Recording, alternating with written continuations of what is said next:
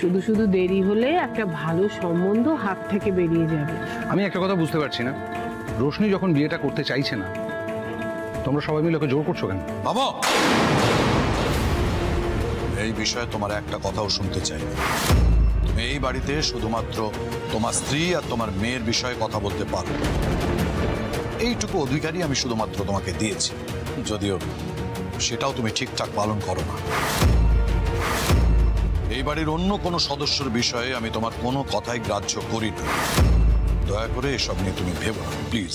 কেন বাবা? কারণটা আমি বলি তাহলে। কারণটা হচ্ছে তুমি আমাকে এ বাড়ির সদস্য বলে মনেই করো না।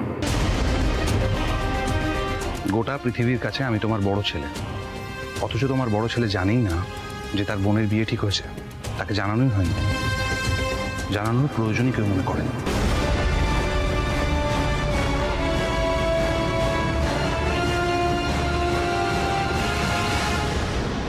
শোনো রোশনি, তোমার ভালো লাগুক আর না লাগুক এটাই নিয়ম। এই বাড়িতে উদয়ন সিংহ রায় যে ডিসিশন নেবে সেটাই ফাইনাল, এবং সেটা প্রত্যেককে মেনে নিতে হবে। না না, তুমি আর একটা কথাও বলবে না। ওনারা কিন্তু ঠিক বিকেল 4টেয় আসবেন, প্রস্তুত থাকবেন। চন্দ্রা, এটা তোমার দায়িত্ব। তুমি দেখে নেবে রোশনি যাতে ঠিক সময় মতো রেডি হয়। ওনারা কিন্তু ঘড়ির কাঁটা মেনে চলে।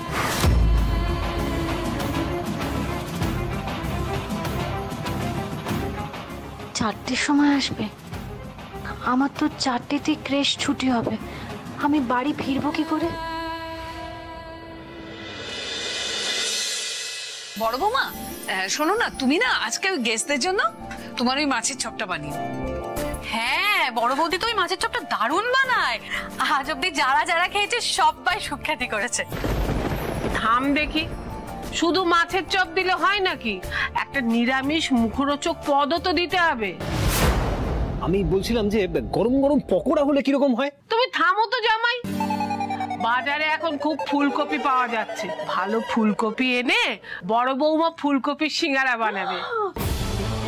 ও লাভলি। তারপরে স্পেশাল কিছু মিষ্টি হলে কেমন হয়? আরে 2-3 রকম মিষ্টি তো দিতেই হবে, তার সাথে শরবত, তবে না ঠিকঠাক আপ্যায়ন হবে। ব্যাস, আর সময় নষ্ট করে লাভ নেই।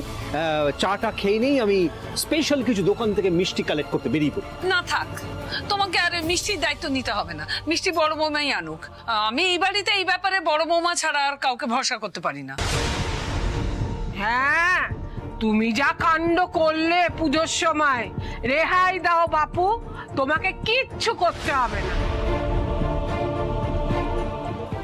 বৌদি,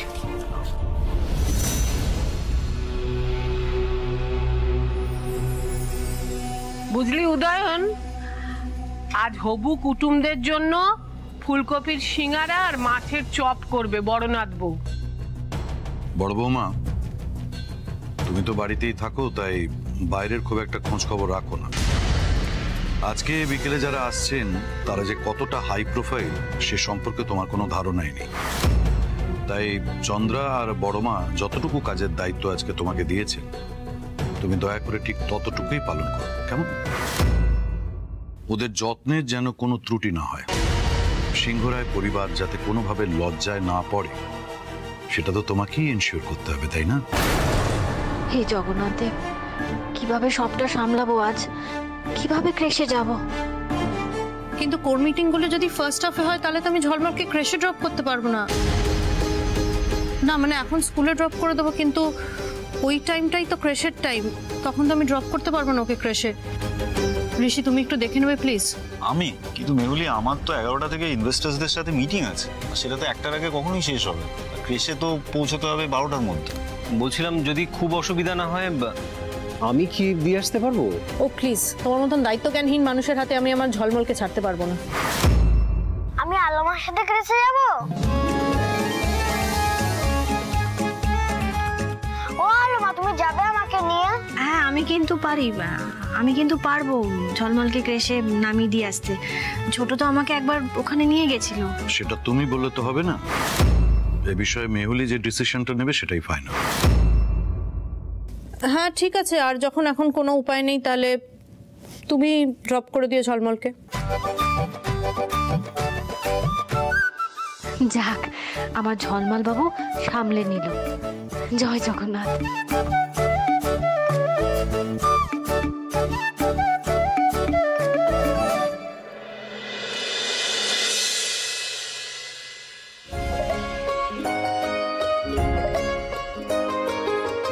ঝলমলকে আপনি কোথা থেকে পেলেন? ম্যাডাম, আসলে আমি নিচেই ছিলাম, দেখলাম ও আসছে, তাই আমি ওকে নিয়ে এলাম সঙ্গে করে। ও ওকে, ঝলমল যাও তুমি প্লে রুমে চলে যাও। বলছি ম্যাডাম, আপনার কাছে একটা অনুরোধ ছিল। অনুরোধ? কিরকম? বলছি ওই আমার বাড়িতে না কয়েকজন আসবেন অতিথি, তো একটু যদি তাড়াতাড়ি বেরোতে পারতাম, মানে 3টের সময় বেরোলেই হবে। ঠিক আছে, 3টেতেই তোমাকে ছেড়ে দেওয়া হবে। ধন্যবাদ, thank you madam, thank you.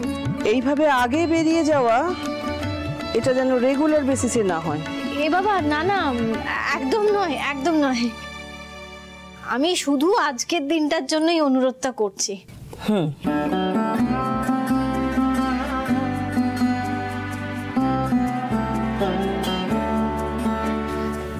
চাকরির সেকেন্ড দিনেই যে আপনি আগে বেরোনোর এই পারমিশনটা পেয়ে গেলেন, এটা কিন্তু জেনারেলি হয় না। আসলে আপনি বাচ্চাদের খুব ভালোভাবে সামলাচ্ছেন, তো তাই জন্য ম্যাম রাজি হয়ে গেলেন। আমি তো জানি আমার জগন্নাথ দেব আছে, কেমন সমস্যার সমাধান করে দিলেন। জয় জগন্নাথ। পিকু, আমার কিচ্ছু ভালো লাগছে না, তুই চলে আয়। তুই বুঝতে পারছিস না, আমি এখন ওখানে গেলে সমস্যাটা আরো বাড়বে। আমি কিচ্ছু বুঝতে চাই না পিকু, আমার মাথা কাজ করছে না। তুই কেন এত ভয় পাচ্ছিস? বৌদি ভাই তো আছে, সব সামলে নেবে, তুই এত চিন্তা করিস না, কাঁদিস না। কি হবু কোনে সাজগোজ কমপ্লিট? ফোনটা কেটে দিল। তারপর ওই টুনটুনিটা চকচকে টাকা নিয়ে নিজের বাসায় চলে এলো। তারপর থেকে ভাবতে লাগলো, বাবা আমি কত বড় লোক হয়ে গেছি জানো। 3টে বাজতে চায়, গল্পটা শেষ করেই বেরোবো। তারপর কি হলো আন্টি? তারপর সেই টুনটুনি সবাইকে বলতে লাগলো রাজার থেকে বেশি ধন ওর বাড়িতে আছে। আর রাজা যখন জানতে পারলো এই ঘটনা, তখন রাজা গিয়ে সেই সব টাকা নিয়ে চলে এলো। আর তারপর আমি জানি রাজা বড় ধনের কথা, টুনটুনির ধন নিয়ে গেল বাড়ির ভেতর। এই তো দেখছি আমার থেকে গল্প শুনে শুনে ঝলমলে সব মুখস্থ হয়ে গেছে। এ দিভাই, বৌদি ভাই কোথায় রে? জানি না, বড় বৌদি তো এখনো ফেরেনি। কি